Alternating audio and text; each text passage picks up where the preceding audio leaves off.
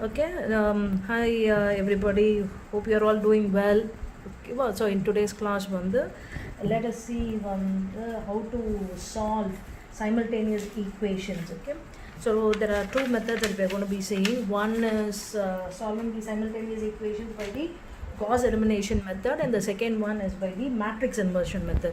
So in today's class, we will see how do we solve the simultaneous equations by means of the Gaussian elimination method. Okay. So here I have a set of equations. There are three equations, simultaneous equations, which are given over here. Okay, x minus 2y plus z is equal to 0, 2x plus y minus 3z is equal to 5, 4x minus 7y plus z is equal to minus 1. Okay, so here the first step is to write the augmented matrix where each row corresponds to an equation in the system. Okay, now what happens is, if you look at the left hand side, I'll have to take the coefficients of the variables, okay, x, y and z. Then that would be called as the coefficient matrix. Now on the right hand side, I have the constants. Okay, so what happens is, let me put them together.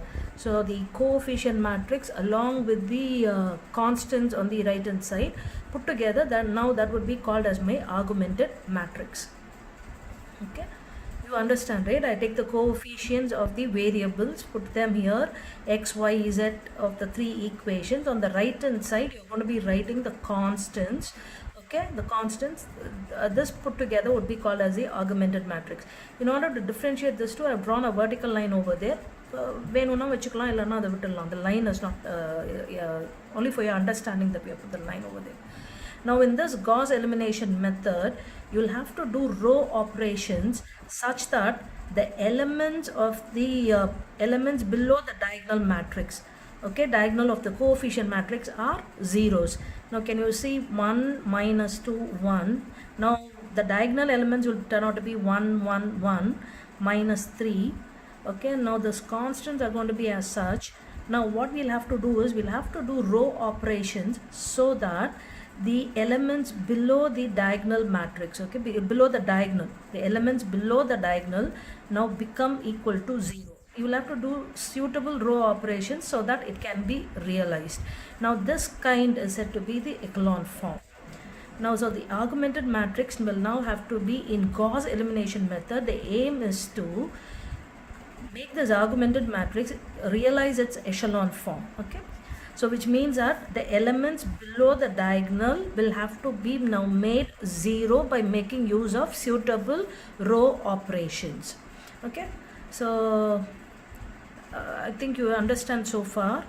Now coming down to this augmented matrix. Now what is the operation that I'm going to be doing now? The first one is going to be the R2, the row new R2 will now become equal to minus 2R1 plus R2. Okay, so what happens is, I'll have to multiply row 1 by means of minus 2 so that the elements become, you can write using a pencil, so that plus 4, and then it becomes equal to minus 2. And whatever that you do for the coefficients, you also do it for the constant. So I multiply the elements of row 1 by means of minus 2 so that the new elements are now going to be minus 2 plus 4 minus 2. Now this is being added to the R2, the row R2. So what will happen? Minus 2 plus 2, that will become equal to 0. 4 plus 1 is 5, and minus 2 minus 3 will give me minus 5. And 0 plus 5 is going to be 5. And one more operation that I'm going to be doing is that, look at R3. So for R3, I'll have to make this element 0. Okay, so what do I do is, I'm going to be multiplying the row R1 now by means of minus 4 and then adding with R3.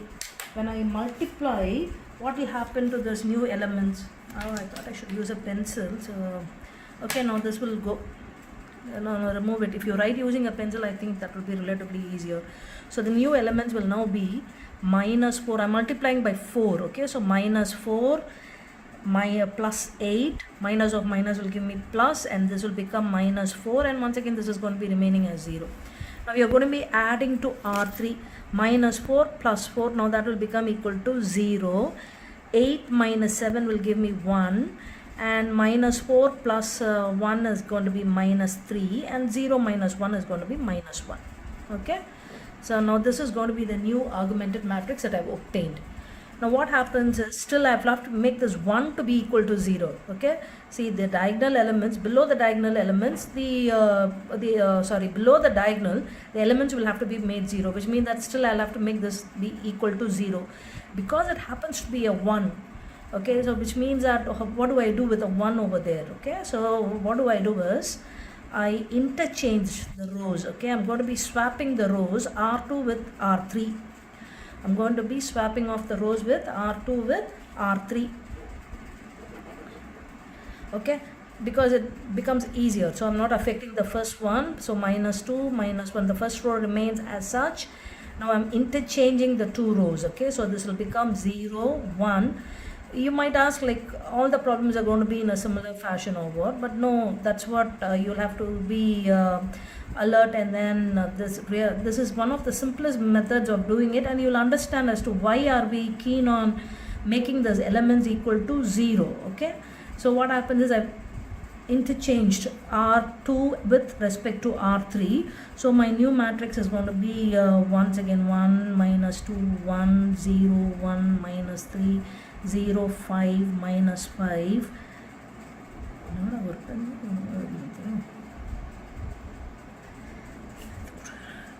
Now the last and final operation, what I'm going to be doing is, I'm going to be, the new R3 will turn out to be, you multiply R2 by means of -5 and then add with R3. Okay, the idea is, multiply this second row by means of -5. If you multiply, what will happen, this will be remaining as 0 as such. Okay, this will remain as 0, and this will become -5, and -3 into -5, this will give me +15, and this will become equal to +5. Got it? So I'm multiplying the second row by means of -5. So the new elements are going to be 0, -5, +15 and +5. Now that is being added to R3. So the first row will remain as such. Okay, -2, 1, 0. Second one will remain as such because I'm not making any changes to that. Now the third row, what will happen is, I'm left to add 0 plus 0 gives me 0. -5 plus 5 will become 0, and +15 -5 will give me a 10, and +5 plus 5 will give me a 10. Okay, so that's it. We have almost reached the end of the problem. Now what happens is, because I've made this one, as I said earlier, the augmented matrix, now the each and every row stands for the equation x plus y plus z. Okay, so what happens is, here the x is being lost. Here in the third row, if I look, what happens is, x is 0, y is 0, which means that only z alone that I have. So 10 times z is equal to 10, meaning that z becomes equal to 1. Okay, so I've solved for z, and if I look at the second row, it stands for what? Y minus 3z is equal to -1. Since I know the value of z now, I can solve it for y. So y becomes now equal to 2. And if you look at the first row, what does it stand for? It stands for x minus 2y plus z is equal to 0, which meaning that now I know what is z, what is y, so I can solve it for x. So the values of x, y and z are obtained to be 3, 2 and 1. What you'll have to do is, in order to find out now this method, you can know the answer also. Look into the equation, substitute it into the equation, then you'll realize whether this equation is you have obtained the correct values. Now x is 3 minus 2 plus 4 plus 1. So 4 minus 4 becomes equal to 0, which means that you have obtained the right answer. Okay. Now this is said to be the Gauss elimination method of solving the simultaneous equation. Once again, to recap whatever that we have said, given that you have your simultaneous equation, the first step is to form the augmented matrix. Okay, the augmented matrix is going to be a combination of the coefficients of the variables along with the constants. Once you have your augmented matrix, the next step is to convert that into the echelon form.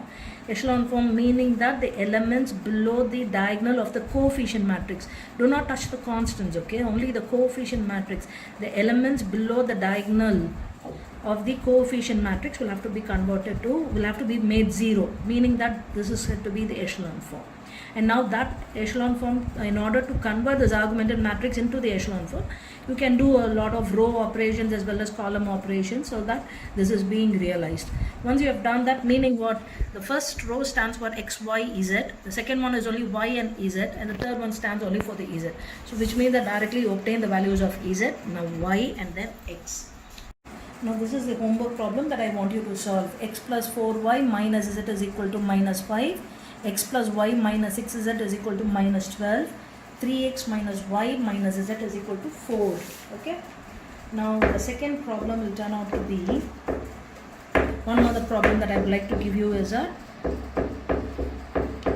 x plus y minus 3z is equal to 4. 2x plus y minus z is equal to 2. 3x plus 2y minus 4z is equal to 7. Okay. So this is one problem that I've given you. And the third problem would be,